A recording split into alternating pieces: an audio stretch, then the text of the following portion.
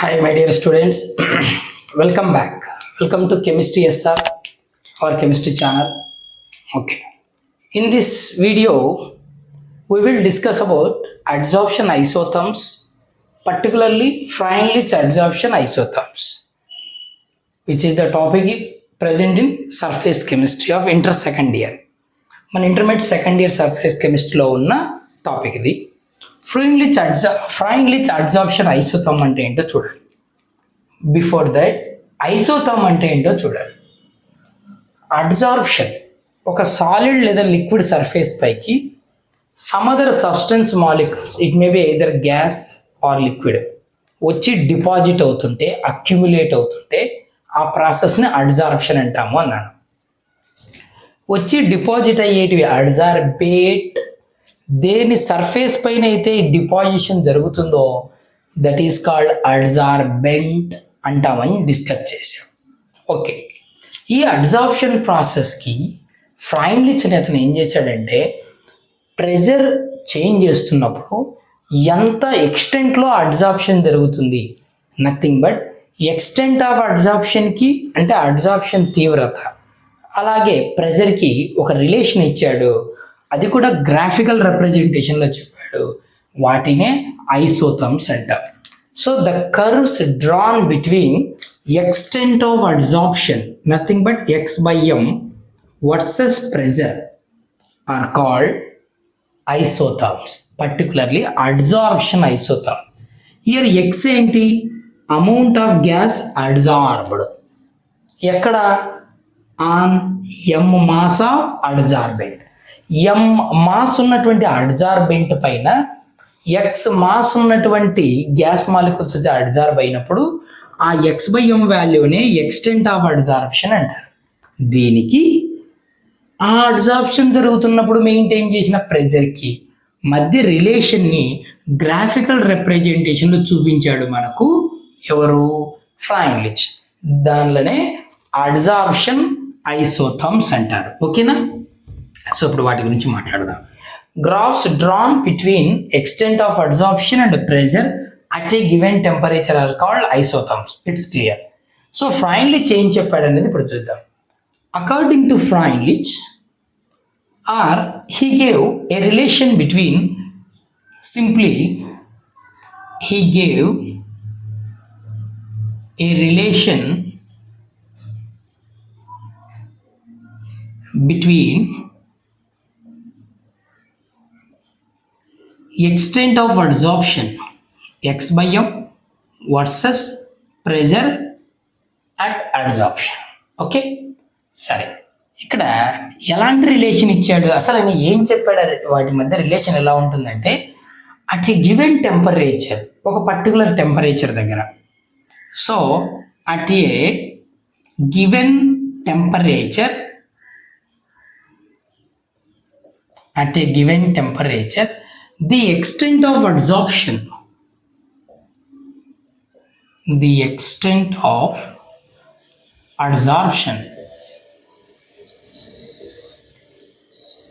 is directly proportional to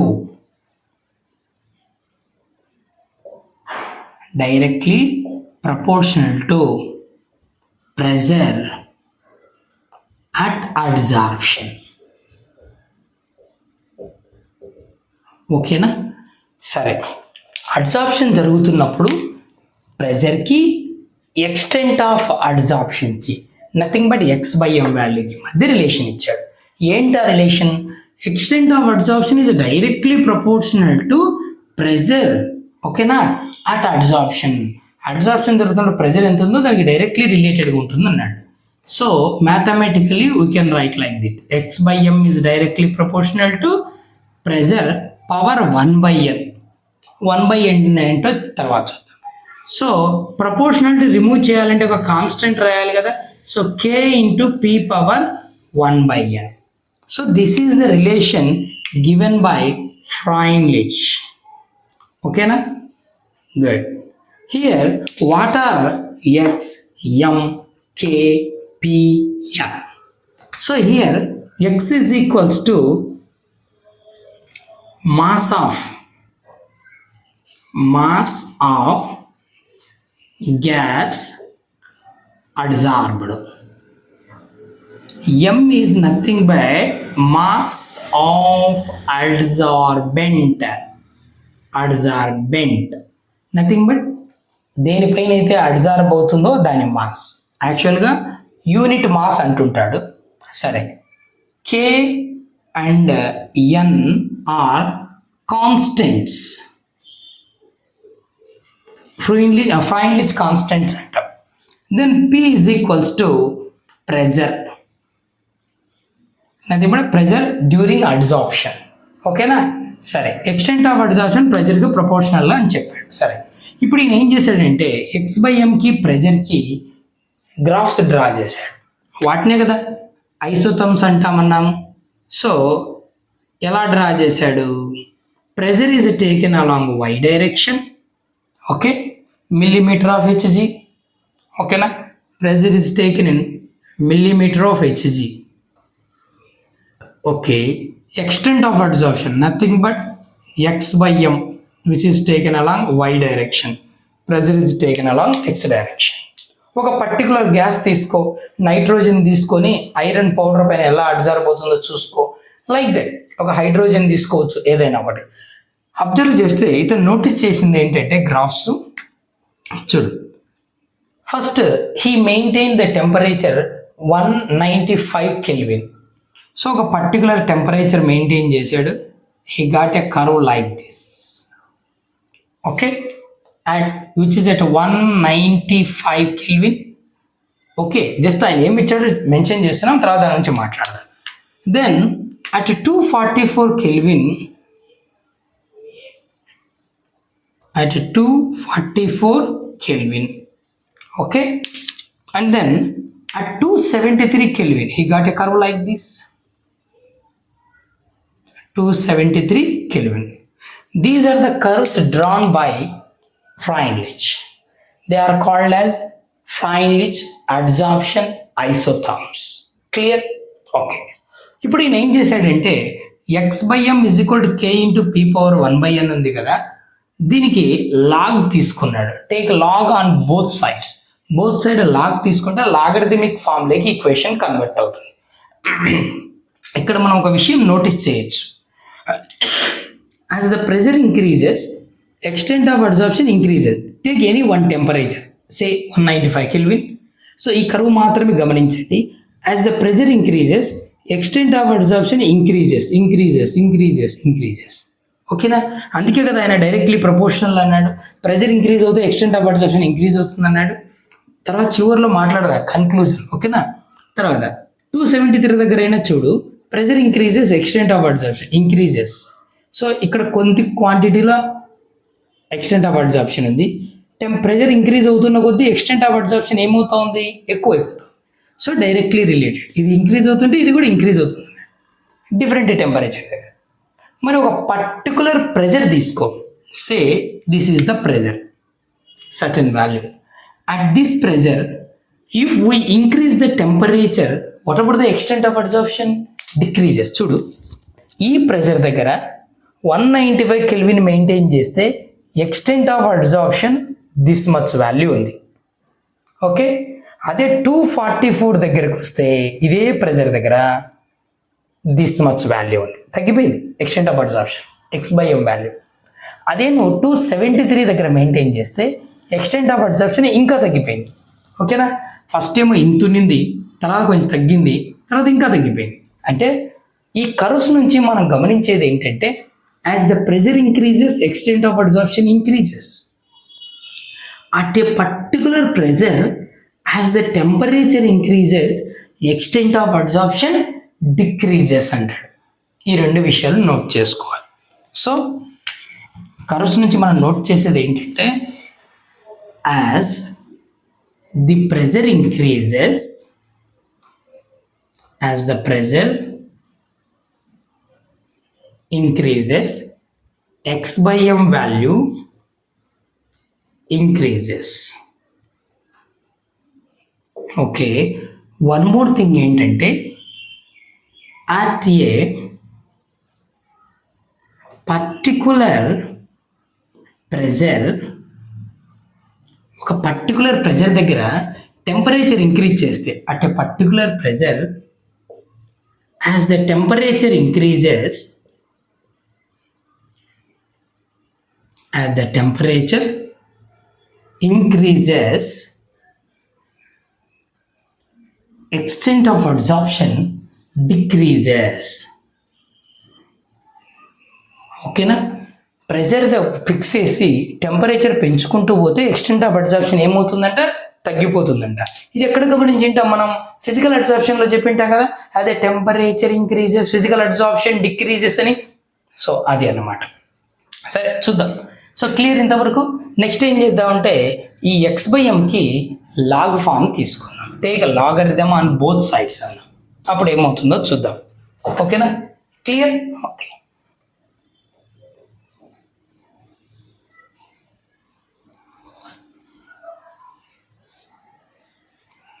equation గుర్తుంది కదా, x/m = k × p⁻1/n.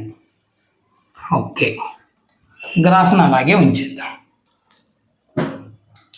So take log on both sides. అప్పుడు ఏమవుతుంది? log of x/m = log of k × p⁻1/n అవుతుంది. ఓకేనా? So ఇటువైపు ఇలాగే ఉంచేద్దాం.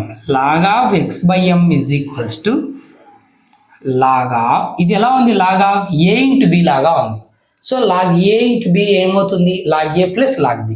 సో log a అంటే log k plus log of p⁻1/n. So log of x/m = చూడు, log of a⁻m అప్పుడు ఏమవుతుంది? m log a అవుతుంది కదా. So 1/n log p. log a⁻m అంటే m log a అవుతుంది. సో ఆ టర్మ్ ముందు రాద్దాం. 1/n log p. ఓకేనా? 1/n log p. ఇది తర్వాత రాద్దాం log k. ఓకేనా? This is the final equation we got. ఓకేనా? And taking log. So this equation seems to be a straight line. y = mx + c. So here m is the slope. m ఏంటి? Slope అంటే 1/n. Okay, ఎలా ఉంది? ఇది straight line లాగా ఉంది, straight line equation లాగా. ఇది ఏం చేశాడంటే ఇప్పుడు log x/mకి log pకి కర్వ్ డ్రా చేశాడు.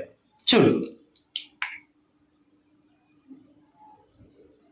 he draw curve between log p which is taken along x direction and log of x/m which is taken along y direction. ఓకేనా?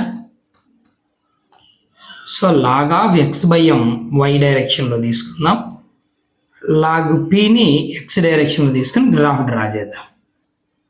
Okay, just like a straight line ఈక్వేషన్లా ఉంది కదా. సో ఆ values అన్ని note చేస్తే a straight line is obtained like this. ఓకేనా? ఒక స్ట్రైట్ లైన్ వచ్చేసి.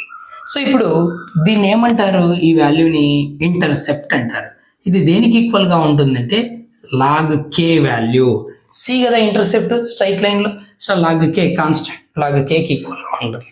తర్వాత స్లోప్ వాల్యూ, ఈ కర్వ్కి స్లోప్ డ్రా చేస్తే స్లోప్ దేనికి ఈక్వల్గా ఉంటుంది? y = mx + c లో m కదా స్లోపు, అంటే 1/n. So here slope value = 1/n అని చెప్తాడు. ఓకే, ఇది మనకు లాగ్ ఫామ్ తీసుకున్నప్పుడు స్ట్రైట్ లైన్ ఈక్వేషన్ వస్తుంది. Extent of absorption, log of extent of absorption versus log B. ఓకేనా? ఇప్పుడు ఇతను ఏం చెప్తాడంటే ద స్లోప్ వాల్యూ. ఓకేనా? ఏంటి slope value? 1/n. 1/n lies between 0 and 1. ఈ 1/n వాల్యూ ఎక్కడ ఉంటుందంట? 0కి 1కి మధ్యలో ఉంటుందంట. అంటే కరెక్ట్గా చెప్పాలంటే ప్రాబబుల్ వాల్యూ 0.1 to 0.5. అంటే 0 కంటే ఎక్కువ, 1 కంటే తక్కువ. 0 కంటే ఎక్కువ అంటే 0.1, 0.2, 0.3, 0.4 అప్ టు 0.5. ఓకేనా, నాట్ ఎక్సిడ్ 0.2. అందుకే ఏమంటాడు, బిట్వీన్ 0 and 1 అని చెప్తాడు. ఓకే, సరే ఇప్పుడు మనం ఏం చేద్దాం, ఒకసారి 0 to 1 అన్నాడు కదా, ఈ ఈక్వేషన్లో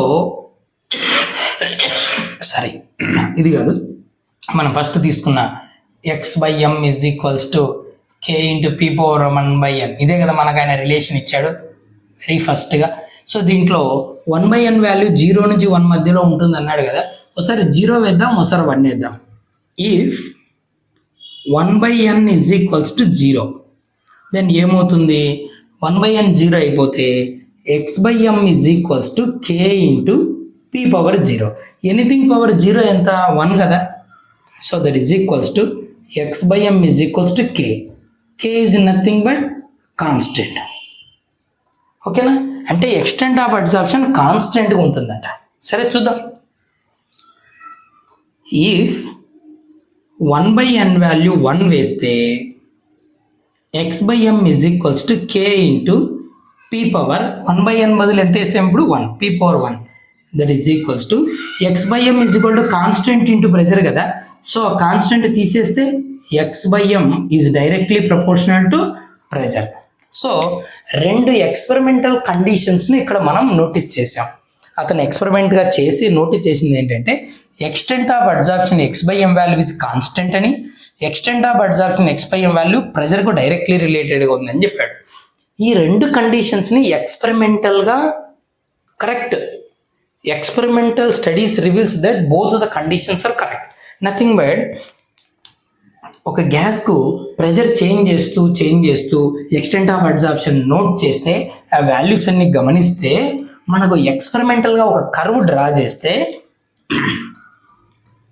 experimental curves, this is pressure are taken along x direction, x/m is taken along y direction. ఇది ఫ్రైన్లిచ్ ఇచ్చిన curve.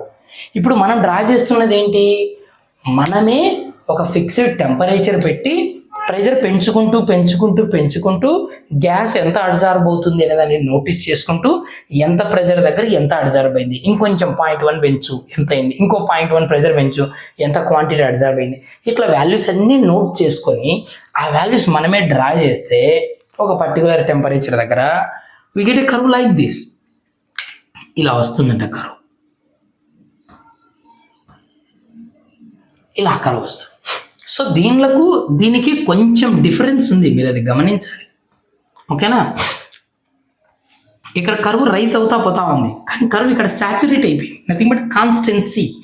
Curve seems to B constituency అంటాం, అంటే కాన్స్టెంట్గా ఉండడాన్ని నోటీస్ చేస్తాం.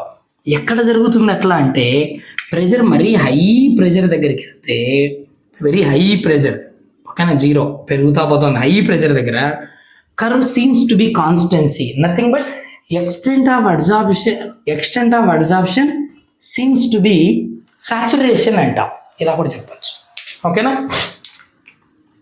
సో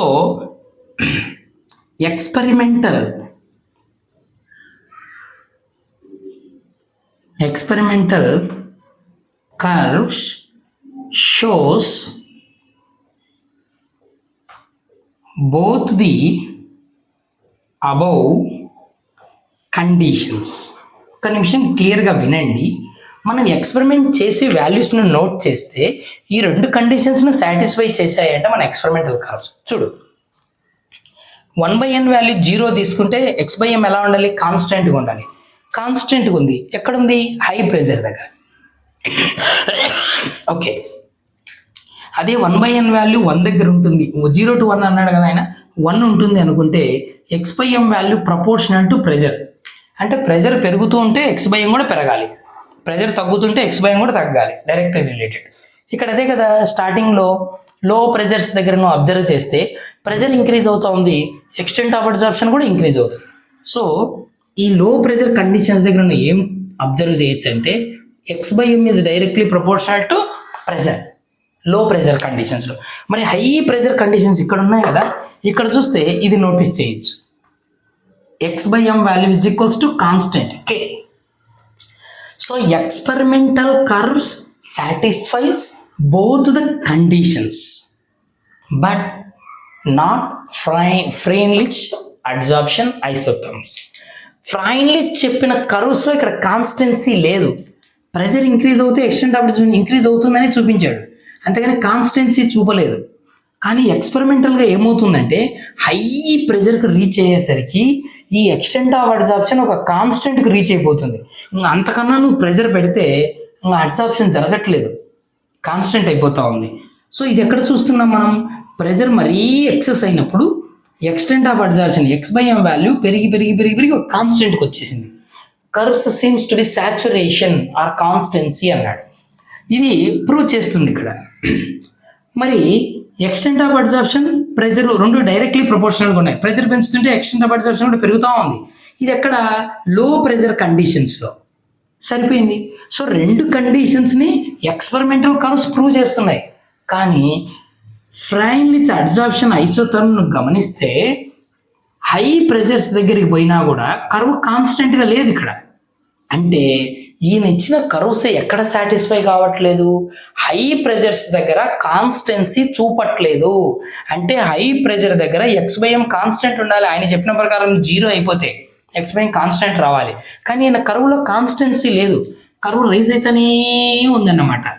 అంటే ఈయన థియరీ, ఈయన ఐసోథర్మ్స్ అన్ని ప్రెజర్ కండిషన్స్కు సెట్ కాదు, అన్ని కండిషన్స్ దగ్గర ఎక్స్ప్లెయిన్ చేయదు. And more over pressure effect chemical adsorption పైన ఉండదు. క్లియర్? ఆల్రెడీ మనం చదివాం ఎఫెక్ట్స్లో. సో ఎవరికి అప్లై అవుతుందంటే దిస్ ఫ్రైన్లిచ్ అడ్సార్ప్షన్ ఐసోథర్మ్ సింపుల్గా రాయచ్చు, ఇక్కడ రాద్దాం. It is applicable for physical adsorption at medium pressures only. High pressures దగ్గర కాన్స్టెంట్గా ఉండాలి ఎక్స్టెంట్ ఆఫ్ అడ్సార్ప్షన్ అనేది, అది చూపలేదు ఆయన. కాబట్టి ఈ థియరీ మనకు ఎక్కడ అప్లై కాదు అంటే హై ప్రెజర్ దగ్గర కాదు, లో ప్రెజరు ఒక మీడియం ప్రెజర్స్ వరకే ఈ థియరీ అప్లికబుల్ అవుతుంది. This is not explained at high pressure conditions. High pressure దగ్గర ఎక్స్పెరిమెంట్ చేస్తే ఏమొచ్చింది? కాన్స్టెంట్ వచ్చింది, చెప్పలేదు. కాబట్టి Freundlich adsorption isotherm is applicable for physical adsorption and which is at medium pressures only. Clear? అర్థమైందా? ఇంకేమైనా డౌట్ ఉందా దీంట్లో? ఏమైనా డౌట్ వస్తే ఒకసారి మళ్ళీ వెనక్కి రివైజ్ చేసుకొని చూడొచ్చు. ఓకేనా? Thank you. I hope you understand. If you felt it is useful, please like and share to someone. Thank you.